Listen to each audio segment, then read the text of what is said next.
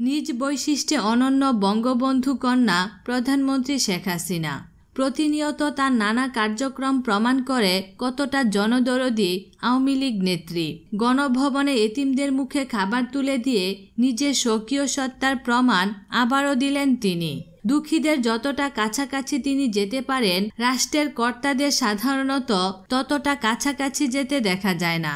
শনিবার বিশিষ্ট আলেম ওলামা, মুক্তিযোদ্ধা, প্রতিবন্ধী ও এতিম শিশুদের সম্মানে ইফতার আয়োজন করেন প্রধানমন্ত্রী শেখ হাসিনা। আজ শনিবার সন্ধ্যায় গণভবনে এই ইফতার মাহফিলের আয়োজন করা হয়। ইফতার অনুষ্ঠানে দেশের বিশিষ্ট আলেম ওলামা, মুক্তিযোদ্ধা, প্রতিবন্ধী এবং এতিম শিশুরা অংশ নেন। এ সময় প্রধানমন্ত্রী ইফতারে অংশ নেয়া প্রতিবন্ধী এবং এতিম শিশুদের সঙ্গে কুশল বিনিময় করেন। তিনি ঘুরে ঘুরে এতিম শিশুদের মুখে খাবার তুলে দেন। এতিমদের মুখে খাবার তুলে দেওয়ার ছবি অনেকেই সামাজিক যোগাযোগ মাধ্যমে পোস্ট করে প্রধানমন্ত্রীর প্রশংসা করতে থাকেন।